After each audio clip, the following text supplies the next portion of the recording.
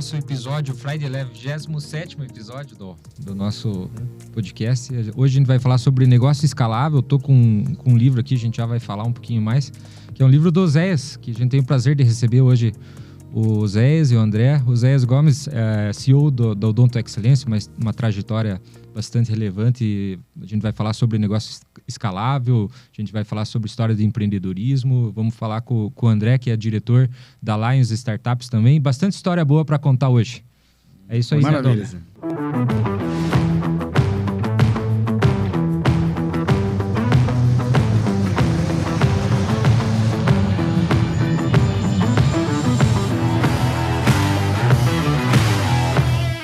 É isso aí, gente. É um prazer recebê-los aqui hoje. A gente tá... Prazer é nosso.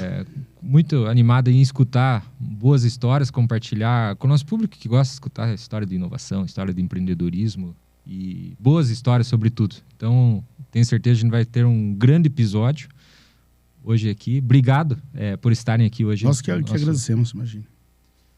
Eu acho que tem uma coisa legal, assim, né, Oséias, que todo mundo que enxerga a tua trajetória, enxerga o Oséias hoje, pensa, e eu já tive essa pergunta e manifesto hoje, como é que começou isso, né? Porque você teve uma trajetória, você contava, né, em banco, como é que foi a tua infância, o que te despertou para ser o empreendedor Oséias de hoje?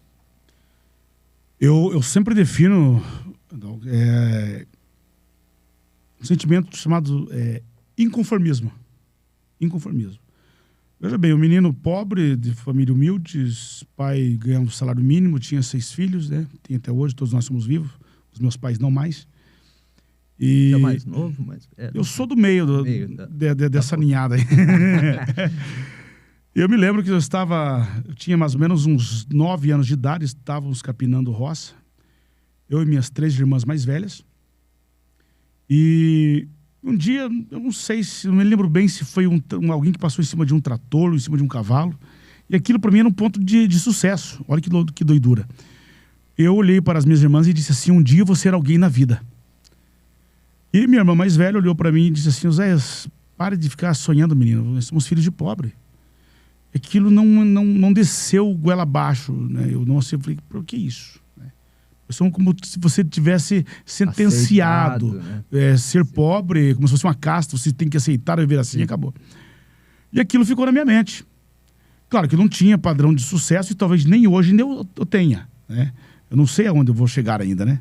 Talvez daqui a alguns anos eu faça muito mais e falo assim, quem sabe agora eu estou no sucesso? Então não sei. Estamos surfando a onda. Mas as coisas vêm se ampliando a cada dia. Talvez naquele momento ter sucesso era me tornar o tratorista da fazenda. Me tornar alguém que fosse tirar leite de vacas. Qualquer referência. Qualquer referência minha. Enfim, quando tava... Rapaz, reprovei a 4ª série 4 vezes, cara. Pensa em cara burro. Se eu ficasse de 4, nasceu uma carroça atrás de mim. Verdade. É uma brincadeira que eu faço, é que meu pai também era muito... os professores antigamente... 4 vezes? Mas 4 vezes. Tabuada, cara. Toda tabuada era uma complicação. Não, eu comecei a ficar rotulado. Eu já chegava professor de... você tem um cara que é veterano, aquele que senta lá no finalzinho da sala, é o Oséias Gomes. Experiência, rapaz. Aí veja só que doidura, né, rapaz? A gente fala muito sobre conexão hoje. Inclusive, eu já estava, na 4ª vez que eu estava fazendo a 4ª série, na 4ª vez eu passei. Eu não reprovei 4, eu reprovei 3, na 4ª eu passei.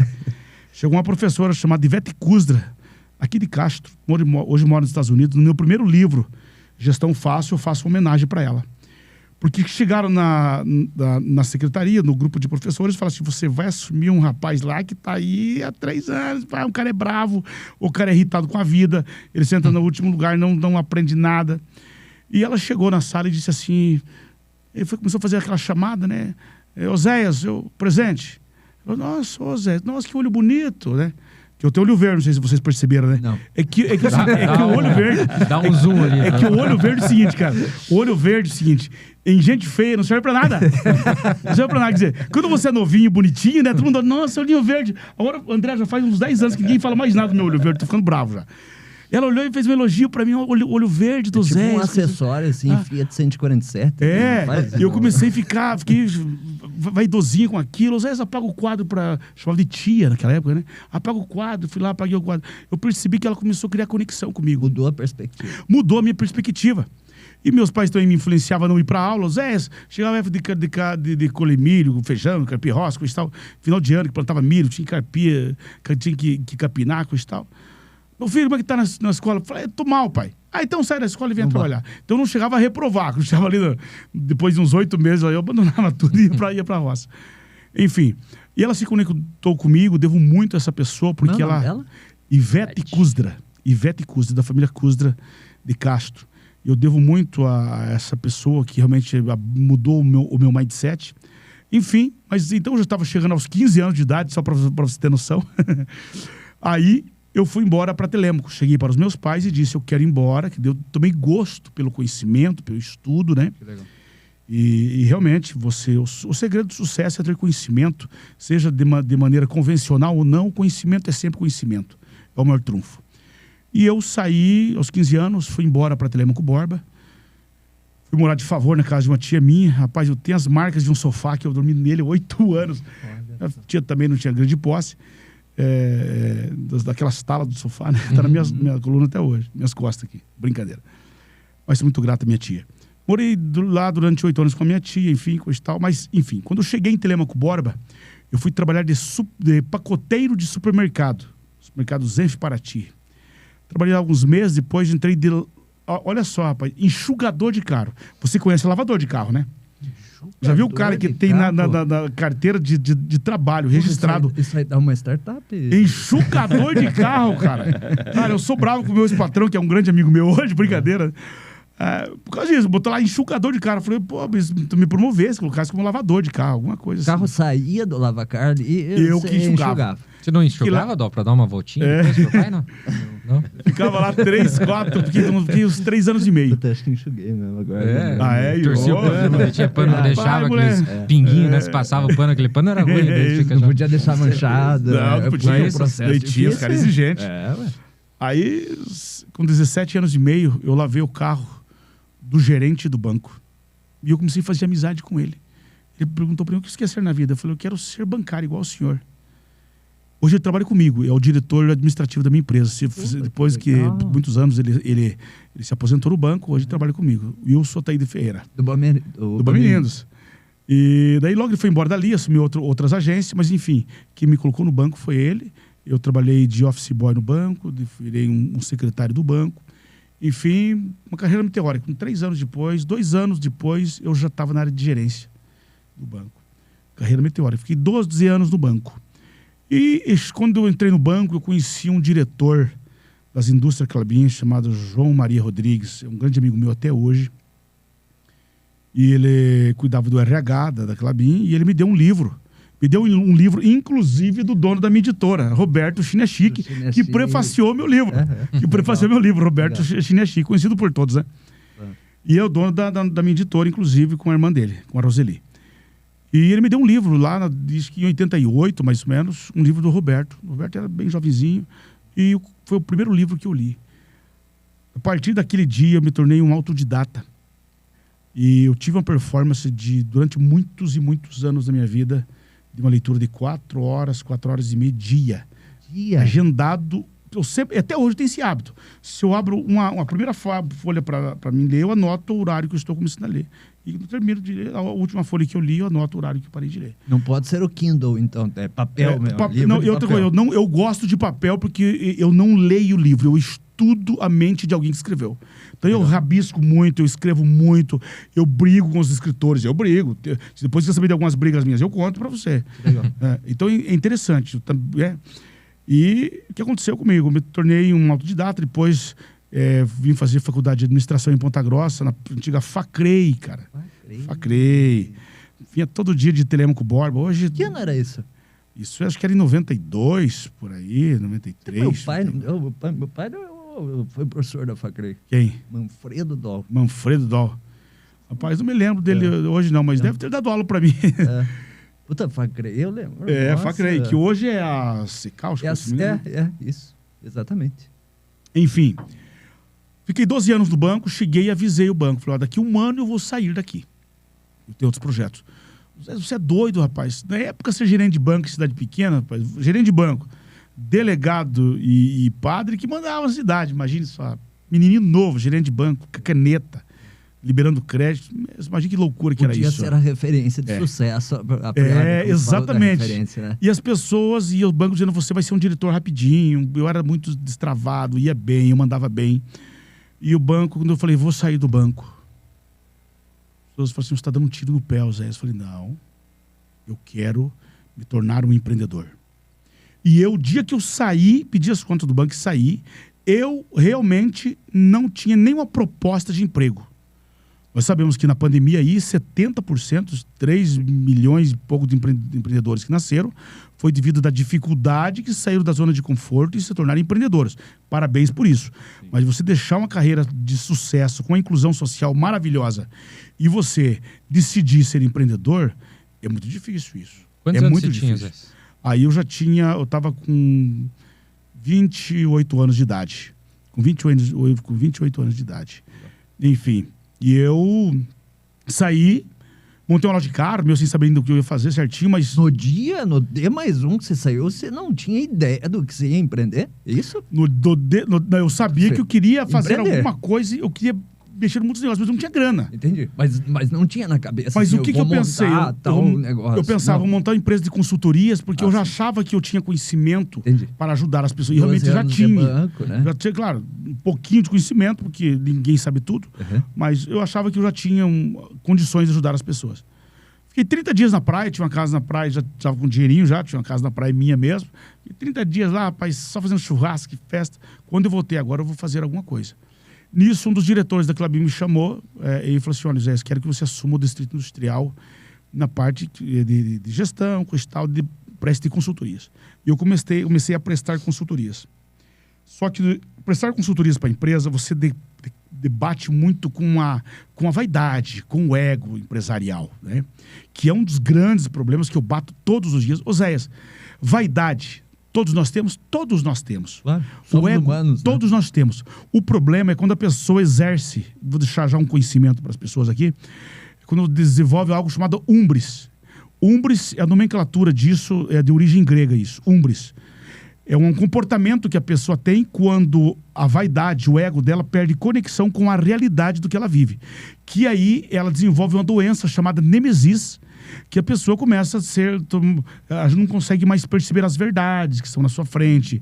Político acontece muito isso, artista acontece muito isso, empresário fazia muito isso. E aquilo começou a me frustrar. E um dia um amigo meu disse assim, falou, Zéias, eu quero que você, cara, num churrasquinho, happy hour, assim, eu sempre gosto desse ambiente de, sabe, com menos formalidade. Cara, tem uma clínica odontológica, mas não vai bem lá as coisas. Falei, cara, me dá uma mesa de sinuca de presente pra botar na minha casa e eu vou lá fazer uma consultoria pra você. Olha que doidura. E ele me deu a mesa, ainda bem que ele me deu a mesa, não ia falar agora no ar aqui. Enfim. Aí o seguinte, fui lá, rapaz, quando eu cheguei, que eu conheci o mundo da odontologia, para mim era um mercado muito pequeno, porque eu não tinha conhecimento. Eu tinha relacionamento com empresas grandes, de grandes performances, coisa e tal. Tá, mas espera aí, deixa eu entender. Você estava dentro da Klabin, fazendo, você aceitou esse consultoria da consultoria, e aí um dia chegou um cara que tinha uma clínica odontológica nesse happy hour. É franqueado meu até hoje, deve ter umas 10 clínicas minhas aí. Entendi. Aí o seguinte, daí ele pegou e falou assim... Quando eu cheguei, que eu conheci o mercado, que eu comecei a entender um pouco, até hoje não conheço o suficiente, mas que eu comecei a entender um pouquinho, existe uma máxima que diz que em todo mercado existe uma lacuna. Quer dizer, nenhum mercado é tão protegido ao ponto que ninguém possa mais competir com ele. Perfeito. Mas dentro desta lacuna existe uma oportunidade, uma armadilha. Quando você percebe a armadilha, quando você cai na armadilha, infelizmente, você vai fazer mais do mesmo ou você não tem conhecimento e se quebra porque foi empreender em algo que você não conhece. E quando você percebe a oportunidade, você vai crescer e fazer algo totalmente diferente e não mais do mesmo. E eu percebi, a primeira coisa que eu percebi foi que a odontologia, ela estava passando por uma transformação. Ela estava deixando de ser somente uma profissão para se tornar também um negócio. Opa! Se ela está se tornando um negócio, cabe aos Zéias Gomes. Porque onde tiver um CNPJ, cabe um administrador de empresa. Legal. Eu falei, cara, aqui é meu lugar. Mas Voltei a fazer minhas coisas. Aí o Zéias, vamos montar uma clínica em Ponta Grossa, um consultóriozinho, com uma cadeira. Vamos. Eu falei, cara, me deram 15% do consultório. Esse caro mesmo? Tá. Só que já tinha mais um sócio e eu só tinha 15%. Certo. Aí, beleza, os Zéias gostaram do meu trabalho. Zéias, vamos montar agora em 3 partes iguais uma clínica em Castro. Tá até hoje em Castro, Companhia do Sorriso. Legal. E a Companhia do Sorriso aqui foi a primeira que a gente montou. Certo. Aí o seguinte, enfim, tínhamos 8 clínicas. Mas como eu era administrador delas... Começou em Telêmaco? Não, começou aqui mesmo. E existe em Telêmaco também. Daí depois lá se tornou Companhia do Sorriso. Entendi. Que ficaram em torno de 6, 7 clínicas que têm a nomenclatura Companhia do Sorriso, por um fator histórico. Hoje é o Odonto Excelência, né? Que são quase 1.300 franquias do Odonto Excelência. Legal. Só que nós preservamos essa meia dúzia de clínica por causa da história, né? Claro. A história. Aí o seguinte, o que eu fiz? Eu contratei alguns programadores, comecei a desenvolver um software porque eu precisava continuar com o meu trabalho e daí então eu já estava palestrando muito no Brasil. Já estava palestrando muito sobre gestão, com tal, estava ficando meio famosinho já. Falei, dava com muito pouco tempo. Comecei, porque a tecnologia tem que gerar facilidade. A primeira função dela é essa. O que acontece? Comecei a construir algo tremendo, fantástico, que transformou as minhas clínicas. Eu percebi que eu não tinha mais o que fazer. Aquilo deu uma leveza grande. Aí, então, eu percebi que eu tinha um core maravilhoso, eu tinha um produto, um case de sucesso, que eu poderia aí me lançar como franquia. Mas, veja bem, eu fiquei em torno de 4 anos modelando o meu negócio. Por isso eu escrevi o negócio escalável. Eu quero deixar aqui um conselho para as pessoas que pensam em montar franquia. As pessoas só podem montar uma franquia depois que aquilo é muito bom para ela. Tem um negócio que a gente fala... Tem um negócio que a gente fala muito aqui, assim, eu acho que bate muito com o que você falou, né? Ficou 4 anos fazendo, teoricamente, o não escalável, né? Porque você teve que gastar a tua hora ali, né? E às vezes, nesse mundo, né, André, nesse mundo de startup, o cara fala, puta, eu tenho que ser escalável no primeiro dia, né? Mas isso é utopia. Utopia. É o não escalável para depois o escalável. Né? Primeiro que projeta a escalabilidade. Quando a escala, ela existe tração. Sim. Eu não abri uma franquia, cara, 36 horas que eu tô abrindo, que foi a minha performance desse último ano. No começo, claro que não é assim. E se não fosse os 4 anos iniciais isso, né? Que nem tinha franquia ainda. Eu comecei a trabalhar em março de 2002 aqui em Ponta Grossa e eu lancei a franquia dia 7 de fevereiro de 2009. E o conselho que eu quero deixar é o seguinte. Muitas pessoas... Alguns dias atrás, eu vi uma pessoa que estava pintando a parede de uma loja. Eu perguntei o que você vai fazer aqui. Eu vou fazer uma pastelaria. Mas nós vamos ser uma franquia. Eu falei, querido, mas você ainda não conhece, você não sabe como você vai modelar esse negócio, você não sabe como que você vai preparar, como que você vai estruturar o seu negócio, se as pessoas vão ter desejo de ser seu franqueado. É muito cedo para falar isso. Você tornar uma franquia, não é assim, você tem que ter um negócio que você fez para você primeiro. Depois que aquilo deu muito resultado para você, foi muito bom para você, gerou facilidade, gerou agilidade, gerou conexão, gerou brand, gerou um punhado de coisa... para você, aí você pode oferecer para as outras pessoas. Tanto é que... É uma filosofia bottom-up, né? Você fazer o concreto na ponta, na capilaridade, e depois projetar o top. É isso? Projetar o contexto, o conceito. É isso ou não? É exatamente isso. Então, quando você começa a pensar em coisas grandes... aquilo precisa primeiro ser muito bom para você. Por exemplo, quando eu comecei a desenvolver software, porque eu já tinha uma mente macro das coisas, porque eu ajudei a construir grandes empresas, coisa e tal. O que eu fiz? Depois que eu vi que eu tinha algo muito bem experimentado, dia 7 de fevereiro de 2009, eu lancei a minha franquia, aqui em Ponta Grossa. Claro que o dia que eu lancei, eu era uma empresa de garagem. O meu escritório ficava literalmente na garagem, que tinha uma clínica ali, oficinas. Tinha uma clínica e nós usamos a garagem que não estava usando, que era uma casa. Até dia atrás era a clínica lá ainda. Agora que a gente mudou um pouquinho mais para cá a clínica. Mas isso é uma história boa, né? Porque tem umas empresinhas aí que também começaram em garagem, né? Apple, Microsoft também começaram em garagem. Básicas aí, né? Legal. Começamos literalmente a ser uma startup aí. Hoje está essa família grande aí já. Que hoje gera aí 17 mil empregos. E o carioca André Paixão Então, Chega em Ponta Grossa recentemente. Chegou quando em Ponta Grossa? cheguei em março aqui. Logo Esse ano, ano, né? no carnaval, praticamente. Legal. Praticamente no carnaval. Só que sabe que ele é carioca de Aracaju, né? Pô, verdade, brincadeira, né, cara? Ô, Você torce Pensa pro num Tabajara Fluminense? esse aí. Quando Não, que você saiu? É interessante. Eu nasci Carioca em do Brasília. Eu nasci em Brasília. É. Fui criado no Rio. Fui expulso do Rio pela violência. Me tornei cidadão aracajuano. Recebi o título como cidadão aracajuano. É mesmo? E aí lá estava muito, muito quente. Eu vim para Ponta Grossa para poder ficar um pouquinho mais confortável, porque estava muito calor lá. E agora tá passando frio aqui. Agora tá passando frio Pois é, aqui. agora vem com 3 casacos aqui. Então não pode reclamar do frio, né? E aí o André chega aqui para alicerçar, né, o projeto da Lions Startup. Antes de falar da Lions, eu queria que você contasse um pouquinho quem é o André Paixão. Tranquilo. Na verdade, o que nos trouxe próximos, não interrompendo você, André, é um grupo de empresários muito grande que tem em São Paulo, o Grupo Êxito, que o Janguier Diniz coordena, que nós dois somos membros lá. Então, através das reuniões com o Janguier, com o pessoal Como é que o Pode empreendedorismo ser. conecta, né? Sim. Você sabe Guilherme, que o Schmoll, esse É, pessoal com todo que faz certeza. parte do grupo lá, a gente conheceu lá. É verdade. Você sabe que eu sou avaliador do Ministério da Educação em curso de computação e fui avaliar uma faculdade do Janguier. E Grupo C. ele me deu um livro, eu tenho, mostrei pra você, acho que autografado dele, mas Você contou isso... pra mim no evento do Bossa lá em Isso São Paulo, mesmo, que ele tava a lá, o gente- Janguier tava lá e tal, você comentou. Perfeito. É verdade. Legal. É Do assim, Bossa uma grande Nova? lição de vida. Ah, ele é o também. maior dono Ele é do Bossa. um... Sim, isso, sim, ele é, tava. é sócio Ele e o dele João tava- Kepler. é. João Kepler. Isso aí. E aí eu comentei com o Cassiano, eu tenho o livro lá, o livro... Vou estar no dia 14, 10, num congresso de uma semana com eles. Que legal.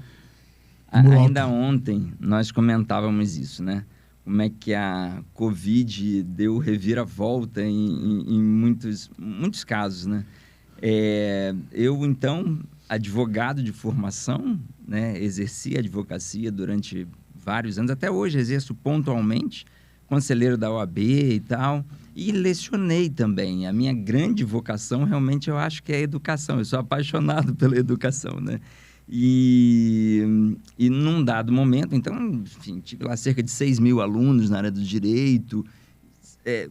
Teve aqui com vocês, né, Fabrício, assim, falando até de um jeito mais informal do direito, de você tirar a gravata, que a grande dificuldade não é de tirar a gravata do pescoço, e sim da cabeça. E eu já tinha mais ou menos essa mesma linha de pensamento, né? Porque, às vezes, o direito tem uma tradição realmente muito formal, né? O linguajar jurídico é muito rebuscado.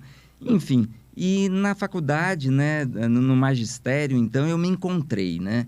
Eu, várias vezes, fui chamado como mestre amigo, paraninfo, enfim. E acho que o que Oséias comentou aqui, que foi justamente, assim, o primeiro destravar da mente dele... lá com a professora Ivete, eu acho que isso é fundamental. É justamente nosso papel buscar ao máximo possível conectar as pessoas, né? Porque, assim, a partir da conexão, tudo se deriva.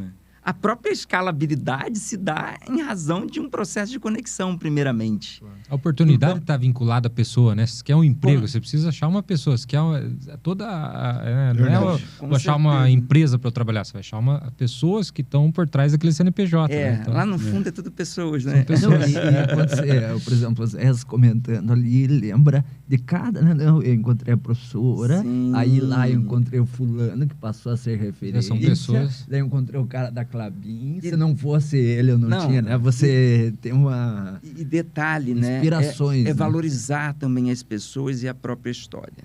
Ele comentou aqui que ele lembra até hoje do nome e sobrenome da professora Ivete.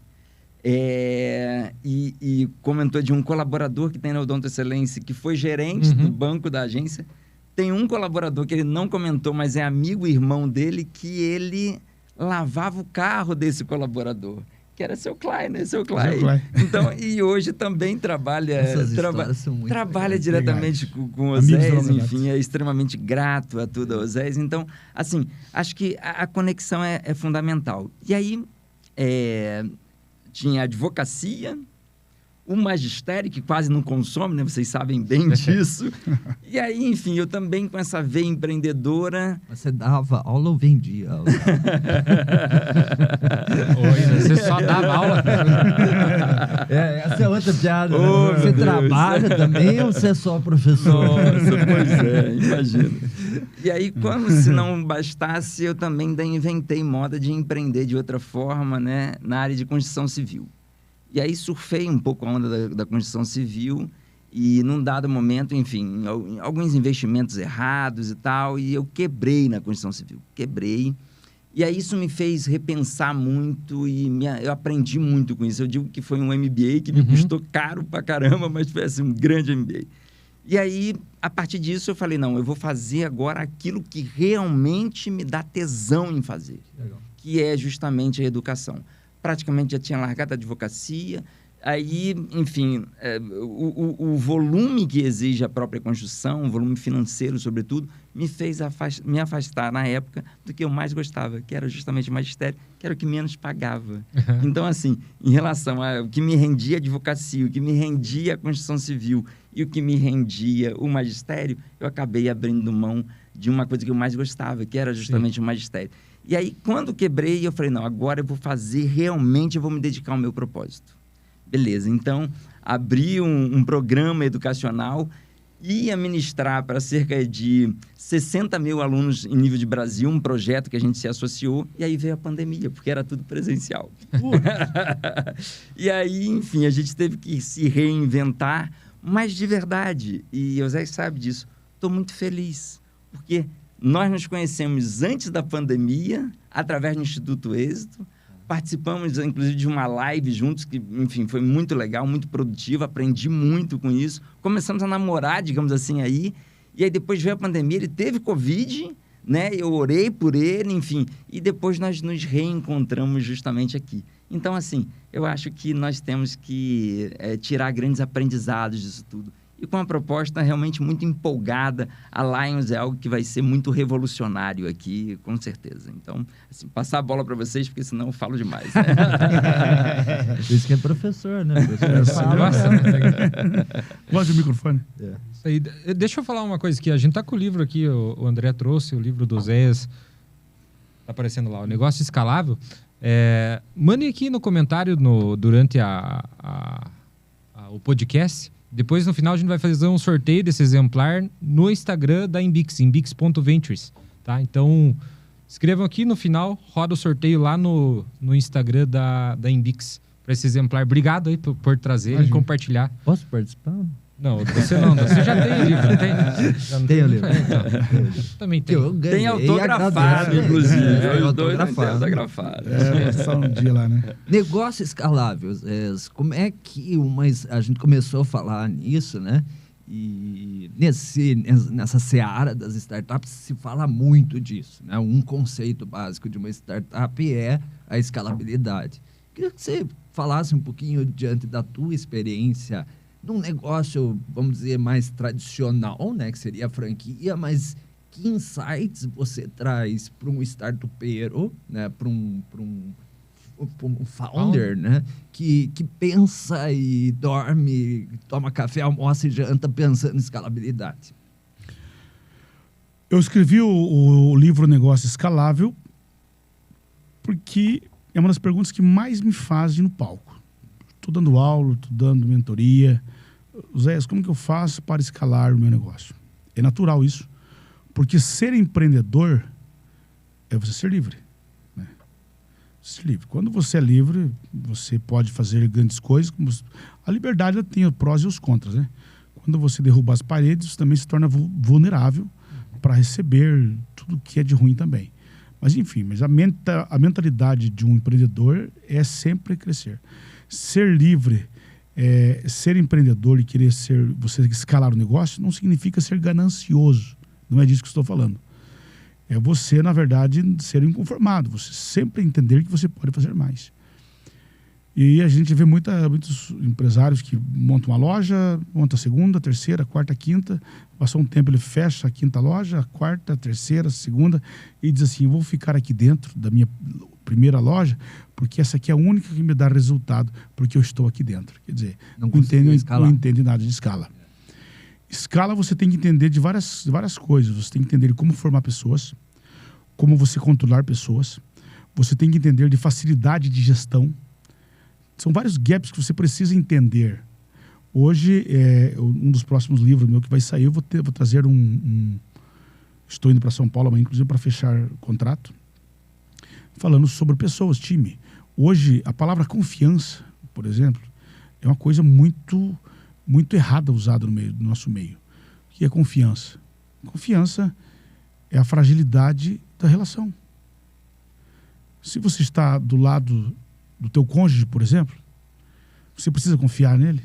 Não, você está no controle. Agora, se ele está distante, você precisa confiar. Porque você está frágil devido à distância. A fragilidade é o ato da confiança. O mundo dos softwares hoje, da inovação, da tecnologia, permite a gente mudar a nossa mentalidade e entender que o mundo empresarial não é nem com confiança e nem com desconfiança. É prestação de contas. Assim que funcionam as coisas. Transparência. É transparência com as coisas. Então, assim, hoje nós podemos usar as ferramentas de software, de programação, que eu defendo muito em relação a isso, porque nada cresce. Você pode ter muitas coisas lindas, maravilhosas, mas você não consegue criar escala se você não tiver facilidade de gerenciar pessoas. Por exemplo, eu tenho hoje quase 1.300 franquias. Nesse momento, eu tenho 15 mil pessoas conectadas com a nossa base de software, de gestão. Você imagina se eu tivesse que controlar o trabalho especificamente de cada pessoa. Quer dizer, você tem que usar uma inteligência, gestão de processo, gestão de controle, gestão de área, gestão de ambiente. Você tem que delegar e você tem que dar autonomia, né? Porque delegar e não dar autonomia não serve para nada também, na verdade, né? Veja só, então as pessoas são muito protecionistas, né? E hoje existe um ditado lá atrás que se falava muito, né? O boi só engorda com o olho do dono. E é verdade. E é verdade, eu não discordo disso. Até um tempo eu discordei, hoje eu concordo. Agora, onde está o olho do dono? Por exemplo, hoje, falando do campo, realmente do campo. Hoje o cara está lá em São Paulo, através de um computador, botou um chip na vaca. Quando ela entra no cio, é o olho do dono. Ela muda o comportamento no andar. E o cara fala assim, olha, mudou o comportamento. Sabia disso? Tem uma tecnologia que capta isso. E o cara só liga para o veterinário, ó, vai lá e insemine tal vaca, número tal, assim, assado. Esse é o olho do dono. Eu estou aqui, tem clínicas minhas no Paraguai, tem clínicas em Angola, tem clínicas no México, agora em Portugal também. Quer dizer, eu não estou lá. E eu tenho os dados de todas elas, inclusive o paciente que está sentado na recepção agora, há quanto tempo ele chegou, há quanto tempo leva para ele ser atendido, o que vocês fazem aqui. Ciência de dados. Né? Então, assim, você tem que ter capacidade para isso. Mas não é só isso. Não é só isso. Hoje, no negócio escalável, eu falo muito sobre a questão de você estruturar um negócio. Porque se você não souber estruturar um negócio hoje, pode ser que você entre em uma emboscada amanhã. Por exemplo, o mundo dos negócios tem que ser visto como um funil. Você entra na partezinha menor do funil e isso vai se ampliando, que você vai chegar na parte maior do funil. Mas, infelizmente, a grande quantidade de empresários, de empreendedores, eles entram pela empolgação na parte maior do funil. Caminho inverso. Eles veem tanta oportunidade, tantas possibilidades, vou arrebentar, e que tudo aquilo não vai acontecer. Quando vê, passam uns anos, a empresa dele vai minguando, diminuindo, virando um maracujazinho de gaveta, murchando. Por quê? Porque ele vai saindo na parte mais fina. Então, o mundo empresarial inverte disso. Quer ver um exemplo? Vou dar só um exemplo aqui. Por exemplo, eu lancei uma franquia, correto? Nesse momento, é muito importante a gente saber como você vai precificar, com quem você quer trabalhar, o que você deseja lá na frente da sua empresa. É possível definir tudo? Não é possível definir tudo. Mas você tem que ser o mais assertivo possível. Vou falar desta área apenas, desta área. Qual que é a maior vaidade de um dentista hoje? A vaidade dele é ter o nome dele. Nenhum dentista entra na faculdade pensando em trabalhar para mim, ou trabalhar para alguém que é dono de uma clínica. Ele entra na faculdade imaginando que vai ter o consultório dele ser dono do próprio nariz. que é uma grande mentira. Ninguém é dono do próprio nariz, né? Quem manda e nós somos os nossos clientes, pacientes, mercado, enfim. E a esposa.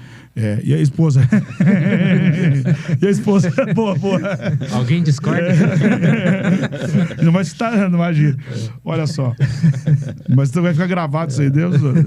Olha só, o que acontece? A pessoa, na verdade, ela nesse momento em que você começa... O que eu tava... Me perdi aqui. No assunto que tu tá falando? Tá falando justamente de que o dentista era dentista. o próprio nome na clínica, Olha só. achando que era dono do próprio nariz. Veja só. Então é o seguinte, eu trabalho com uma classe, porque a minha franquia é uma franquia de classe. Sim. Trabalho com classe. Então, assim, e esse povo, o maior problema deles hoje, muita gente não troca, não vem pra minha franquia, porque não, imagine, lá tem meu sobrenome é fulano de tal. Imagina, é o brand, marca própria. Ele sempre imagina a marca própria dele, a vontade dele. Quer dizer, então o meu crescimento, a minha expansão não é tão fácil. Será que se eu criasse a mesma gestão que eu criei e não pensasse em marca, em brand, nada disso, na verdade, e eu só vendesse software, só fizesse liberação de software, eu não teria crescido 3 vezes mais do que eu cresci hoje? Provavelmente sim. Só que eu iria ter uma fidelidade muito menor, porque o cara não ia precisar baixar a minha placa quando a minha relação com ele não fosse boa. Ele só desligava o software meu e estava tudo certo, talvez para ele. No máximo, pagasse uma multinha para que eu desse a cópia de tudo que está na minha base, na minha base, guardado. Sim, mas assim... E a perenidade do negócio, né? Às vezes. Pois é, só que o seguinte, eu ia administrar muito mais conflito do que eu faço hoje. E fosse pensar em valuation, que valuation que tem nada, muito menor. Agora, hoje, quando você pensa, por exemplo, numa empresa que eu estou em 1.300 pontos, com a placa, com tudo, na verdade, você pensar num valuation desse, é bem diferente. Agora, uma coisa que... Então, são situações que você tem que pensar lá atrás. Claro. Eu estou dando um exemplozinho pequenininho. Claro. São situações que a gente tem que criar, você tem que tomar essa decisão lá no passado. Então, as pessoas criam algo hoje. Ontem eu estava dando uma aula pessoal do Japão. Tem uns alunos lá no Japão, ontem de manhã, que vendo meus stories, estava dando aula para eles. Em japonês? Não, japonês. São brasileiros que moram lá, né? E as pessoas falando exatamente sobre isso. Zé, eu quero montar uma franquia. Aí o cara não sabe onde vai precificar, ele não sabe aonde que ele pode ganhar, a relação que ele pode ter com as pessoas, não sabe de nada. Ele quer alguma coisa, isso todos os dias eu encontro alguém que quer criar escala, mas a mente dele não se prepara para criar escala.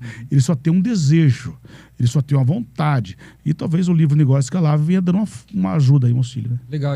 Hoje a gente teve uma conversa com uma startup, eu achei interessante a fala dele ali, né? Ele, na área de tecnologia, ele fala assim, ó, a gente tá tendo que reescrever aqui o negócio, porque... Imagina o seguinte, a gente fez a fundação para um prédio de 5 andares e hoje nós estamos com um prédio de 15 erguido aqui. Então o negócio cresceu e a gente está tendo que se reorganizar. Acho que tem um pouco disso, né? A pessoa da franquia às vezes pensa, eu estou estruturando o meu negócio para ter 100 unidades.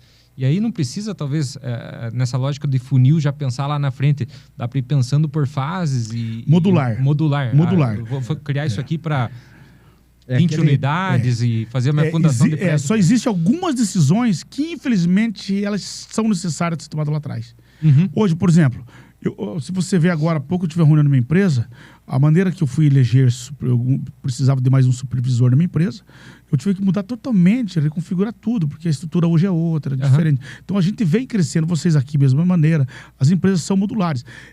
Eu sempre digo, a semana atrasada, eu estava dando aula para um grupo de pessoas, de líderes, e um líder chegou para mim e falou assim, Oséias, eu quero chegar ao número tal, vamos dizer assim, ele tem hoje 500, ele quer chegar a 2.000, mais ou menos. Ele falou, Oséias, o que eu faço para chegar em 2.000? Eu falei, você tem quanto? Eu tenho 500. Eu falei, faz o seguinte, veja o que você vai fazer para fazer o próximo 50. 10%. E depois mais o outro 50. Porque senão vira uma utopia, vira uma coisa sem nexo para você chegar lá. Porque você vai ter que mudar. Tem coisa que você não precisa fazer agora, você vai ter que fazer daqui 1 ano, 2 anos. Diminuir os ciclos de meta, né? Diminuir os ciclos de meta. Pensar grande, porém agir de maneira modular. Sim. Pensar grande e agir de maneira modular. Isso é muito importante na nossa vida, a gente entender isso. Mas a decisão lá atrás, que tem que tomar, vou lançar um produto. Cara, eu vou lançar em modelo de isca. Não. Cara, eu vou lançar modelo de assinatura, coisas mais tradicionais. Por exemplo, vamos lançar como franquia, vou lançar como no sistema de marketplace. Hoje os marketplaces, por exemplo, os marketplaces hoje estão tendo que se reinventar. Por exemplo, quer ver um exemplo? Pegar um boticário da vida hoje está com um problema seríssimo.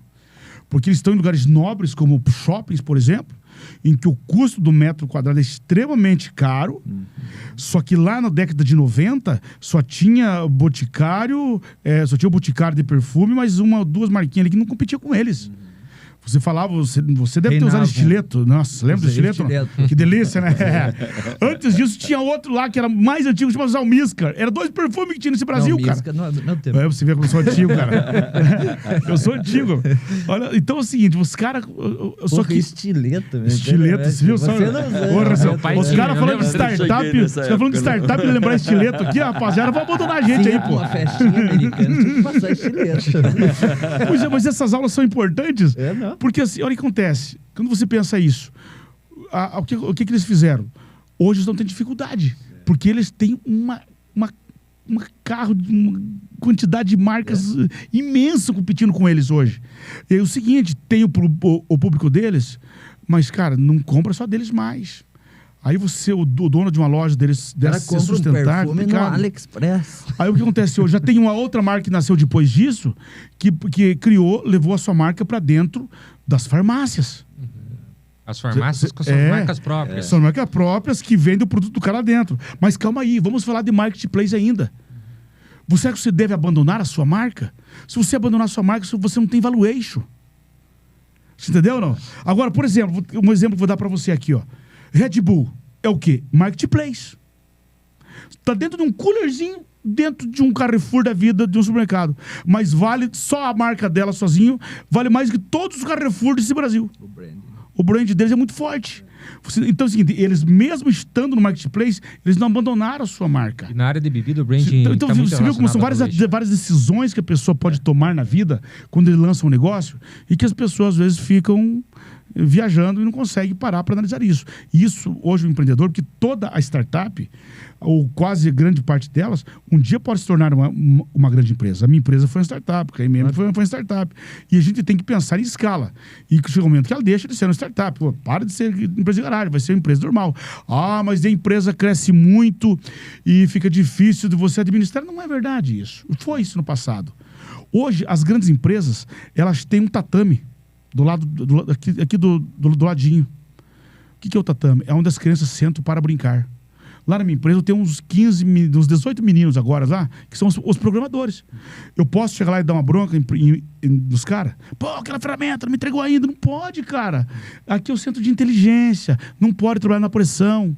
Então, toda grande empresa hoje, ela tem um bracinho fazendo isso. O Magazine Luiza tem isso. O Banco Itaú tem isso. Quer dizer, você continua com a grande empresa e outras pequenas startups de soluções trabalhando para você. Hoje eu tenho lá umas 20 ferramentas novas sendo feitas no meu sistema agora, que são 20 startups que vão trazer soluções diferentes dentro da minha grande empresa. Então, assim...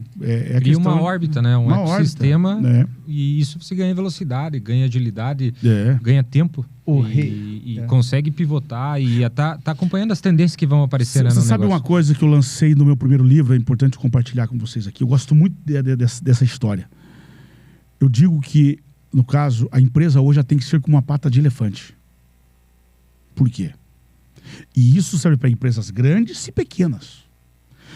Olha, um elefante, ele tem a pata gelatinosa. Por quê? Porque isso já por questão de se ele não tivesse as patas gelatinosas, ao pisar na pedra, quebraria a pata. O peso que está sobre ele é muito grande. Então, como que funciona o elefante? Quando ele pisa em uma pedra, a pata se molda a pedra, né? Isso nós estamos falando de vida, né? Quando ele pisa em um buraco, se molda o buraco. Olha que coisa interessante. Ele anda mais lento, mas ele não para de andar. Entendeu?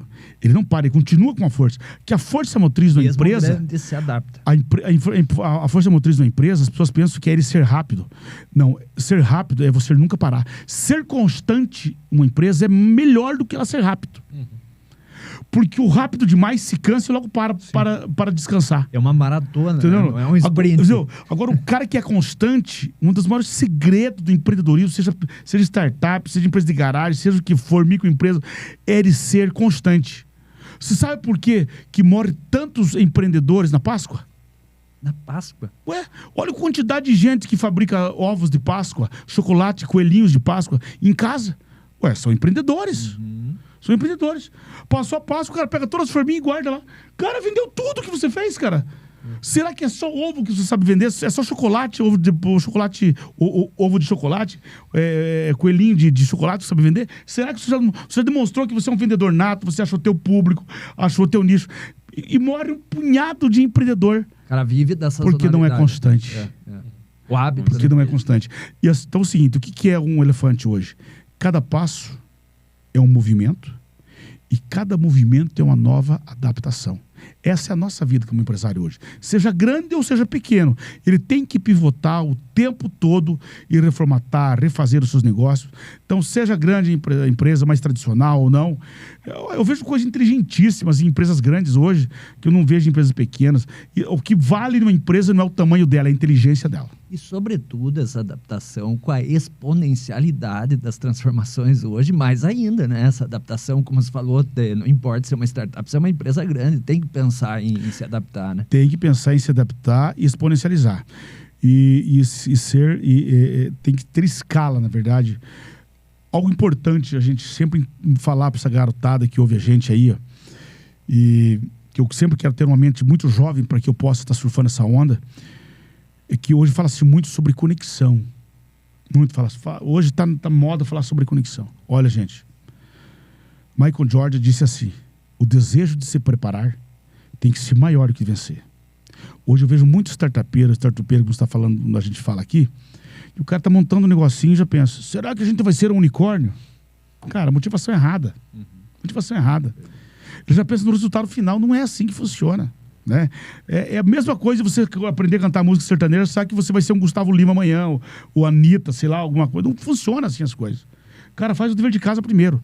E ele diz, o desejo de se preparar... Gostar de treinar, né? O desejo de se preparar tem que ser melhor do que o de vencer. O dia que você levantar o troféu, você levantou. Cara, faz o certinho. Faz o certo todos os dias. E para definir isso, o que é? Antes de criar conexão, você tem que se preocupar com o acesso. Mais importante do que quando você se conecta, é o resultado final. Ó, quando eu pego na mão do André, a conexão já aconteceu. Certo? Isso aqui é o resultado final. Porém, se tiver uma barreira aqui entre nós temos que criar uma inteligência. Como que vamos criar esse acesso para nos conectarmos? E as empresas, seja grande, seja pequena, seja serviço, seja produto, seja o que for, o cara tem que pensar em se conectar ao mercado. E antes da gente terminar aqui, eu sei que nós estamos quase já em vias de acabarmos. Não, a aula aqui. Tá boa. Olha só, e eu sempre digo que tem duas coisas, a maior inovação que existe no mundo é quando transforma comportamento. É quando ela muda o comportamento das pessoas. Jeito de pensar. O jeito de pensar. Quando você pega lá, em 90... Que foi o que tua professora lá no começo fez. Exatamente. Mudou o teu jeito de pensar. Ela mudou o status quo do jeito de pensar, enfim. Olha só, em 94, mais ou menos, vocês se lembram, não sei se você... Para estar na internet, quem estiver nos ouvindo pode procurar na internet, está lá. Quando a Gillette lançou uma propaganda dizendo assim, a primeira faz tchum, a segunda faz tchan. Tchan, tchan, tchan, tchan. Certo? Eles tinham um share de 97% do mercado. Tem até hoje. 97%. Será que até precisa... Hoje tem. Será que precisa se preocupar com 3%? Besteira. Aí o cara pensa o seguinte, mas eu quero aumentar minha receita. Mas como que eu vou aumentar minha receita? Olha que loucura. Com 97%. Com a inovação. Aonde? Criando agora uma lâmina de barbear com 3... o Mac 3 com 5 lâminas. É isso agora? Hoje tem 5, né? É estilo o McDonald's. O McDonald's, para se inovar, ele sempre lança mais um hambúrguer, mais um alface, mais não sei o quê. Eu não vejo nada de inovação naquele negócio. Hambúrguer. E eu critico coisas grandes mesmo. Se alguém concordar comigo, tudo bem. Não, tá tudo certo. Entendeu? Não? Os caras não fizeram isso. Quando foi agora em 2013, se não me engano, 2014, vocês se lembram de um rapazinho chamado Gabriel Medina? Campeão de surf mundial. Pouco formador de opinião, o menino, né? Todo mundo sabia quem era Gabriel Medina. Aí o CEO da Gillette, ele acorda e fala assim, cara, assim, eu preciso aumentar agora, não é meu share já tenho. Eu preciso aumentar minha receita. No dia seguinte, ele botou o cara lá, passando a Gillette na barriga. Você consegue imaginar no dia seguinte quantos jovens começaram a usar a Gillette para raspar a barriga? Mudou o comportamento. Axilas e daí outras partes mais, não vou nem falar aqui? Não fala. Não vou falar. Você já parou para você analisar isso? O dia seguinte é o seguinte, e daí todos os homens, inclusive saiu estatística um tempo atrás aí, que as mulheres não querem mais com pelo no corpo, pode ter no rosto, né? No rosto, aqui, barba. Não pode, não quer mais, a grande maioria não quer mais homem com pelo no corpo. Olha só, quem que estava ganhando dinheiro com esse negócio aí? Você tem noção da receita da Gillette, o tanto que cresceu com isso? Mudou o comportamento. Não colocou, fez mais nada naquele Mac 3 deles. É Mac 3 até hoje. Inovação. Né? Inovação. Mudou o comportamento das pessoas. Mudou o comportamento. E cria uma nova demanda, né? Criou uma nova demanda. Olha que loucura. Hoje, com essa nova moda da barba do lenhador, que ó, nós 4 aqui estamos todos de barba. A Gillette estava quebrada, só dependendo de nós.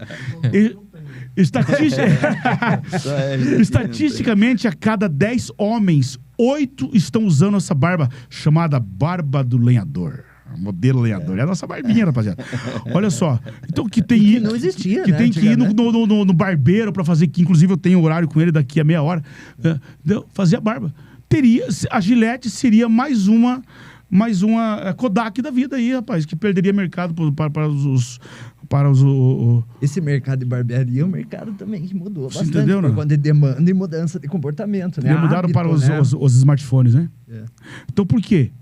A maior inovação que existe é quando muda comportamentos. Essa é a grande sacada. Agora, o que chama atenção no discurso do Oséias, quando eu fiz a pergunta de escalabilidade, né? E o Oséias tem uma história com tecnologia, com SAP no banco, com software, né? Com sistema SAP que ele trabalhou no banco e depois no banco não, na Klabin, né? Eu já ia trabalhar na Klabin, era freelance deles lá, na verdade. Trabalhei muitas horas por eles.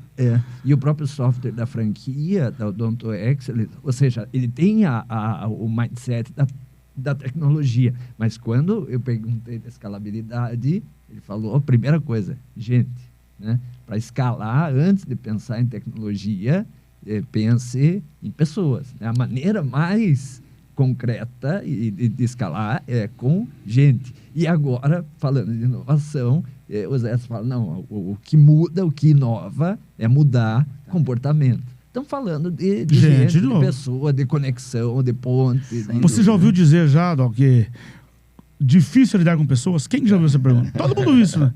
Cara, se difícil lidar com pessoas e você vai ter que lidar com elas, então concentre energia Esse é o desafio, com elas.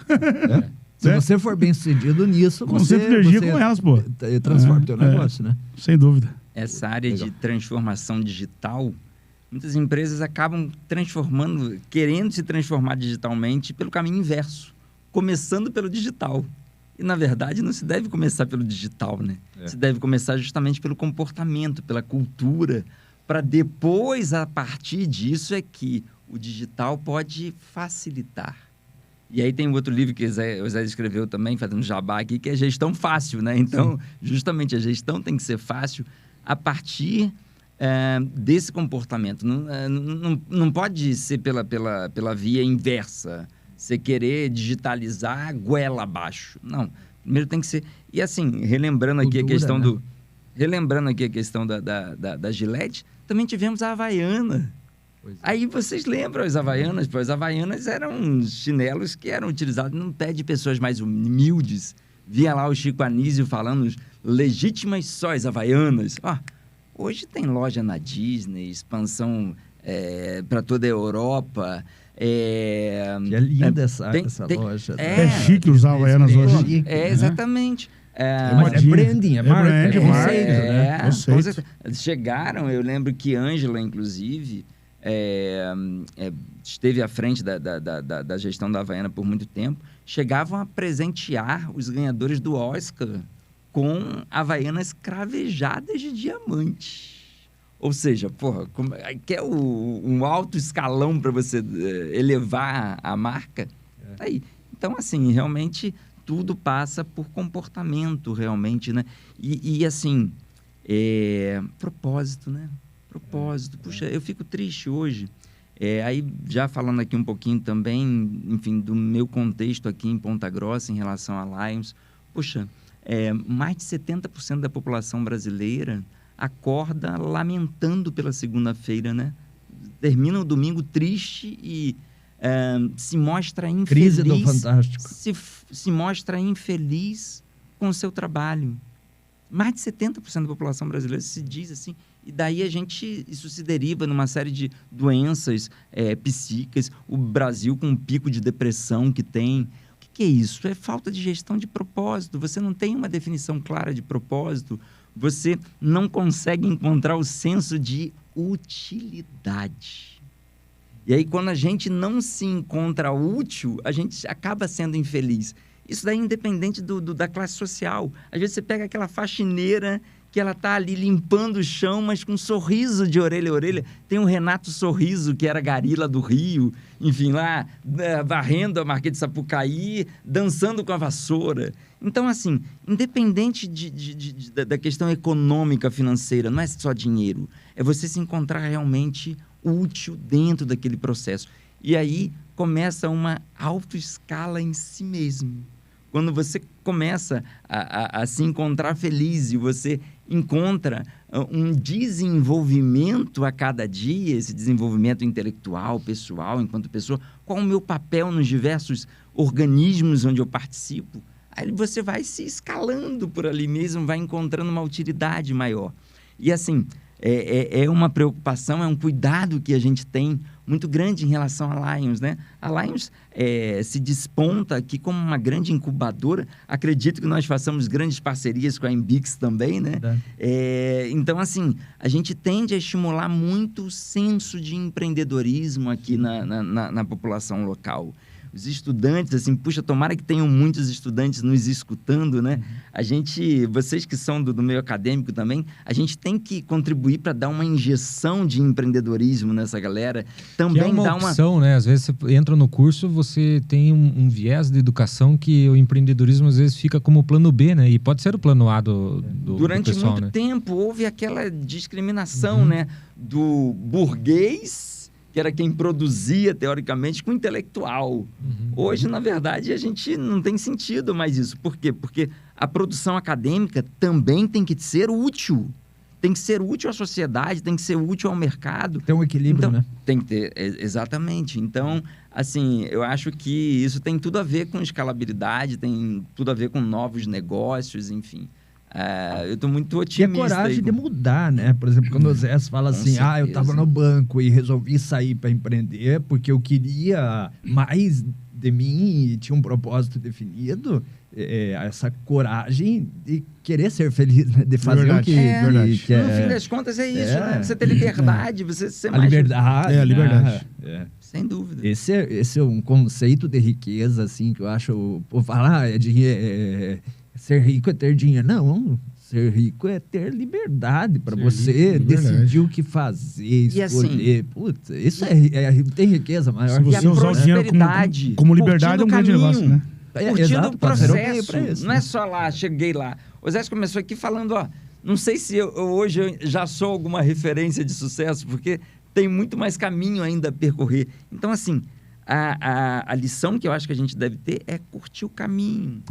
Comemorar e reconhecer a cada passo que você dê, desde que você não para, né?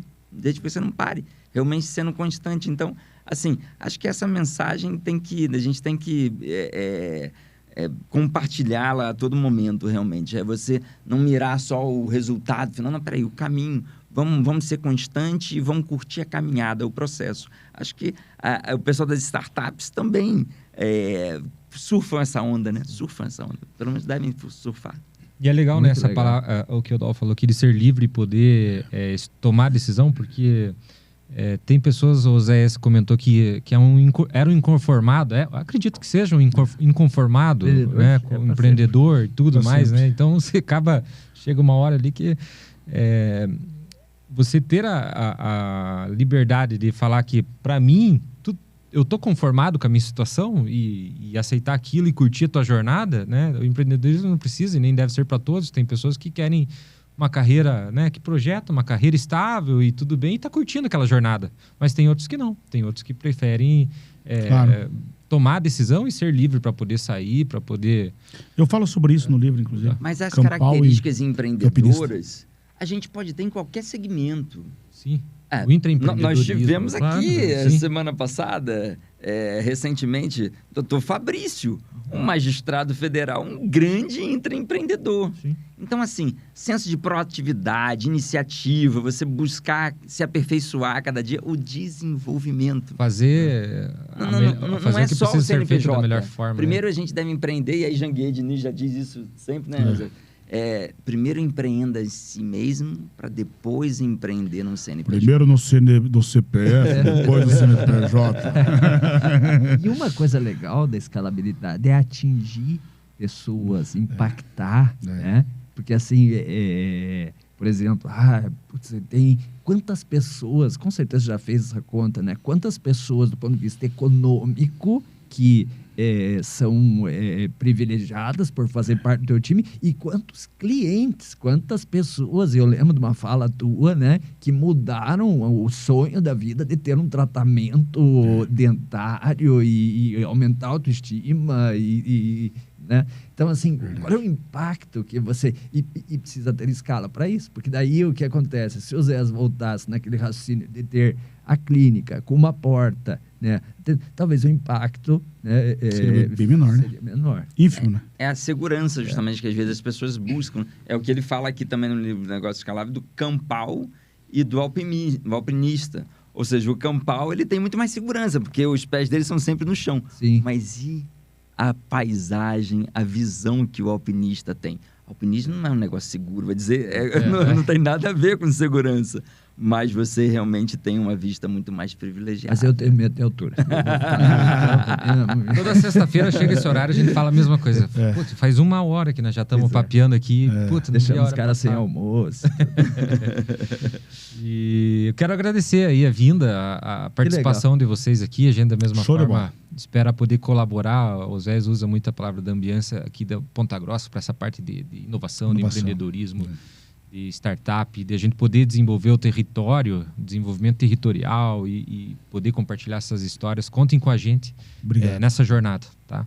É recíproco. Com certeza. Foi um grande privilégio. Já era fã de vocês, escutando e assistindo vários outros podcasts e, enfim, privilégio estar aqui também. Gratidão. Recíproco. Zé, passa a conta e fecha o podcast. Fecha o podcast. Dê uma mensagem final aí pra galera que tá nos escutando. Vamos lá, gente. Olha, 3 passos são de extrema importância em nossas vidas. Ter um sonho. Mas não basta ter um sonho. Tem que fazer do sonho um projeto. E trazê-lo à existência. Quando eu estou, geralmente, aí, dando uma palestra lá para 1000 pessoas, e eu pergunto, quantos aqui têm sonhos? 100% levanta a mão. Quando eu pergunto, quantos já fez um projeto sonho? Uns 30. E quando eu digo, quem já trouxe a existência ao sonho? Bem menos de 10. Existem muitos sonhadores e poucos realizadores. Então, a vida é feita dessas 3 etapas. Sonho, projeto e realização.